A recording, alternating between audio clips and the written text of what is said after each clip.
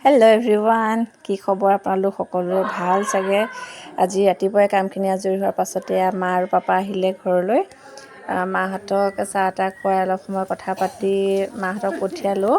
তাৰপাছতে মই আপোনাৰ ঘৰৰ কিছুমান কাম কৰি এয়া বাচ্ছা পাৰ্টিবোৰৰ লগত মই ওলালোঁ বিয়া এখন খাবলৈ। এয়া আহি কইনা ঘৰ পালোঁহি। এইজনী কইনা, সৰু বিয়া আচলতে, তোলনি বিয়া। বিয়া ঘৰটো এয়া খানাটো খাই দিলোঁ। খানাটো খাই বহুত টেষ্টি খানা আছিলে হা।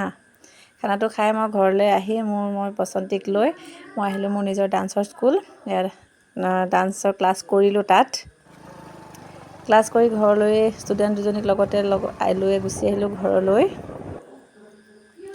আহি পাই যিহেতু সন্ধিয়া সময় হ'ল, মই ধূপডাল জ্বলাই ল'লোঁ। তাৰপাছতে এইফালে আমাৰ এইজনো হাল বাই আহি পালেহি। এয়া ৰৌ মাছ, সেয়া মাছখিনি ধুই ৰাখিছোঁ। এইফালে লোকেল মুৰ্গী আনিলোঁ, এইখিনিও ধুই এনেকৈ ৰাখি থৈছোঁ।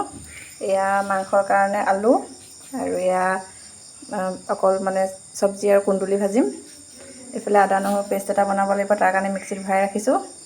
বিলাহী, পিঁয়াজ, এইফালে পনীৰখিনি মই কাটি ৰাখিছোঁ আৰু এইফালে মগজখিনি তিয়াই ৰাখিছোঁ। অকণমান কোমল হোৱাৰ পাছতে মিক্সিত দি দিম। এইফালে মই লোকেল চিকেনখিনি ভাজি আছোঁ আৰু এইফালে পনীৰটো বনাই আছোঁ। আজি আচলতে খানাটো অলপ স্পেচিয়েলকৈ বনাইছোঁ, কাৰণ আলহী আহিব। আলহী মানে মোৰ ডাঙৰ বা আহিছে, ডাঙৰ ভাগিন, ডাঙৰ ভিনদেউ আৰু যাদৱ দা আহিছে। বাহঁত চাগে বিয়াৰ পাছত প্ৰথম আহিছে নেকি, মোক কইনা থ'বলৈকে অহা, তাৰপাছত ডাঙৰ বা অহা নাই।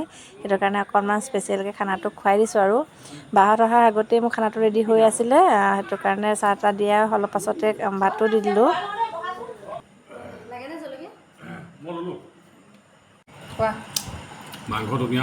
আৰু বাকীখিনি তো আজি দেওবাৰ দিনটো মোৰ এইদৰে পাৰ হৈ গ'ল। তো আজিলৈ বাই।